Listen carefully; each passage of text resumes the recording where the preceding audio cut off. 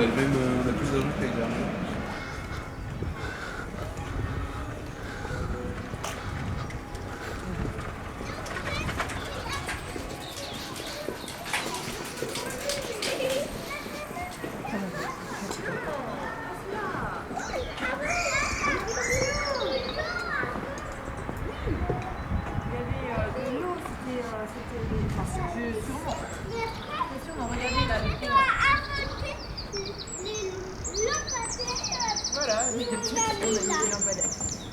À la place des crocodiles. Il n'y a pas de crocodile ici. Regarde un peu la hauteur.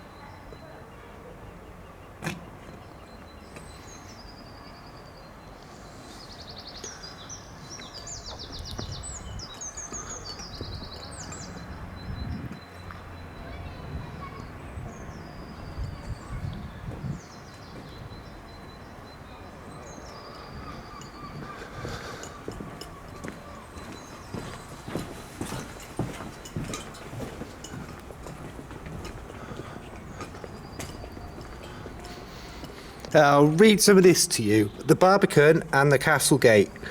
Here's the castle gate behind us.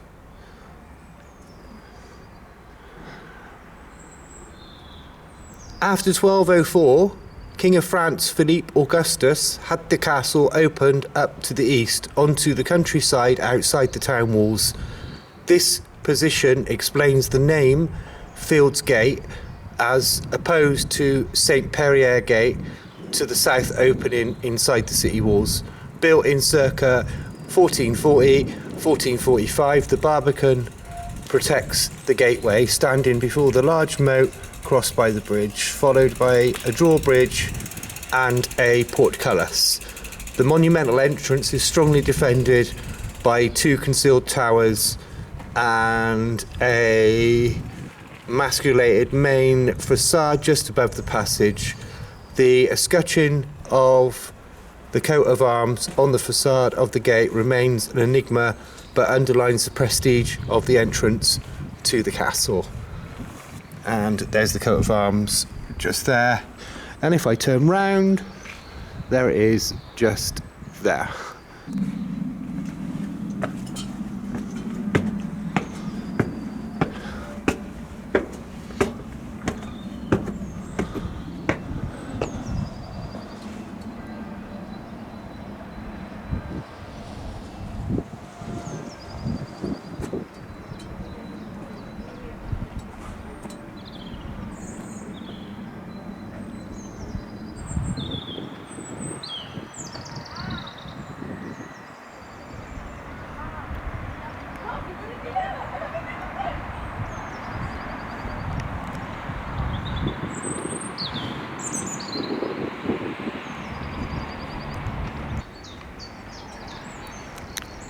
And here's some medieval woodwork of the portcullis gate and the ginormous hinges that it's mounted on, just there and there. And as you're probably aware, this was used for firing arrows through. Let's go back into the castle and get a view from the ramparts.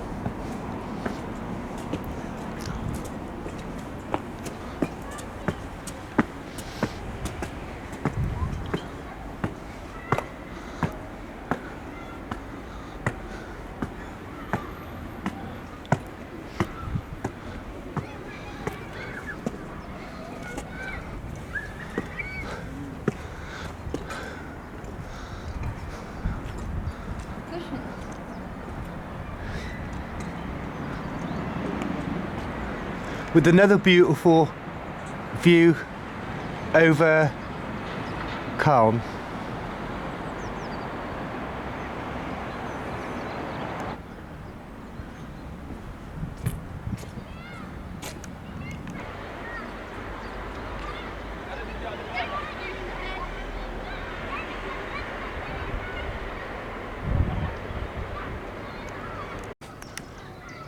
And if I read this to you, the towers on the fields side are a reminder of the time when the castle marked the northern boundary of the town, opening up onto the countryside, a small district nestled at the foot of the wall, and the view over the countryside remained largely unobstructed until 1957.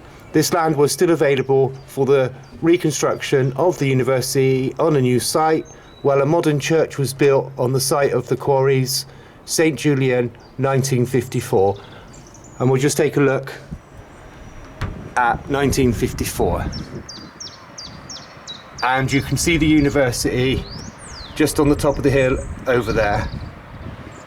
And if we have a look over the edge, you can see how high this castle is.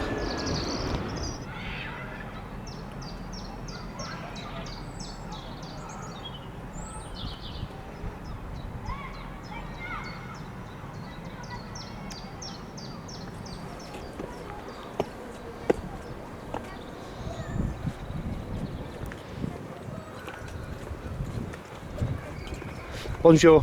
Bonjour, allez-y.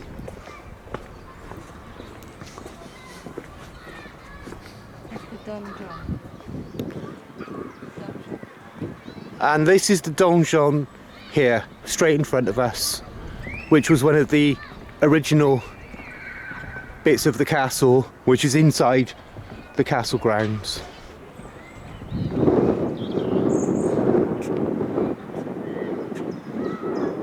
And there we have the moat running around the castle, and I'll just read this to you before the battery goes flat. The donjon is a moat. View of the ruins of the donjon, you can see the foundations of a large Anglo-Norman keep 1120 built by Duke King Henry I, Beauclerk 1106 to 1135.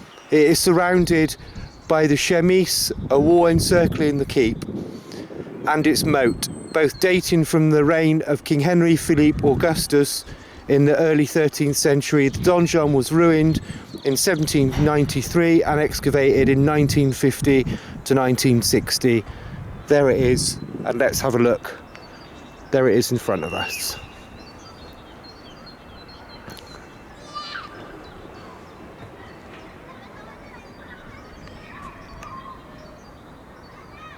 And here is the view of William's original palace. This building to the right of us still remains, and we're stood on practically in front of this building here, and what we see in front of us is now gone. This may look like a pile of stone, but this is some of the archaeological finds which were found on the site. And if we have a look at this piece, you can see the calcification on the stone from the water that must have ran on that piece of stone for hundreds and hundreds of years. And there's also a bit of stone there with some text on it. At the Duke of Normandy's Great Hall, these dukes went to Somerset, Devon and Cornwall and other places along southern England. I'll read what it says. The great reception hall of Caen Castle has a beautiful Romanesque facade, often mistaken for that of a church. The hall was probably built for receptions at the court of King William II, William Rufus, 1098, and may have replaced earlier facilities.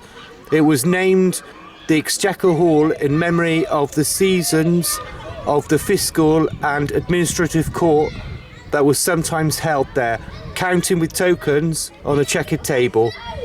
Recent archaeological research has shown that the Great Hall was linked to numerous buildings, forming a vast palatial complex bonded by a paved courtyard.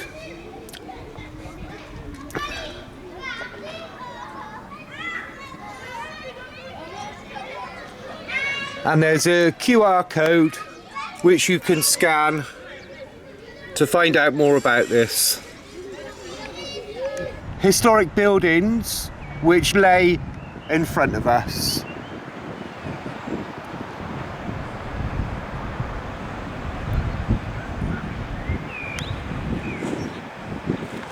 And here we have the abbey where you can find the tomb of William the Conqueror.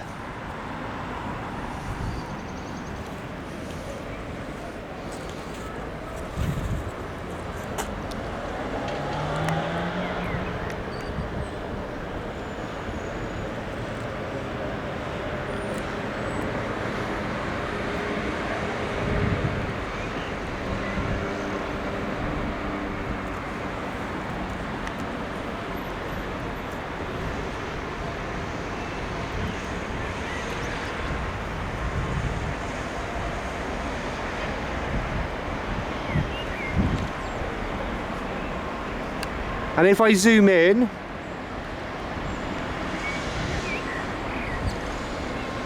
there's the abbey straight in front of us, where you can find the tomb of William the Conqueror.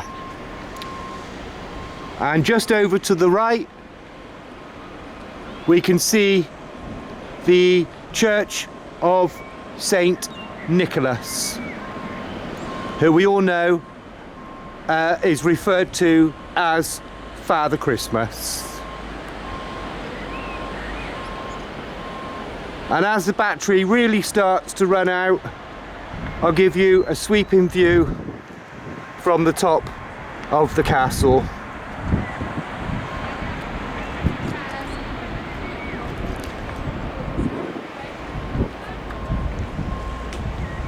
I hope you enjoyed the fireworks and the projection. It was really dramatic, and thank you for watching my video. Please share, like and subscribe. Thank you very much. See you soon.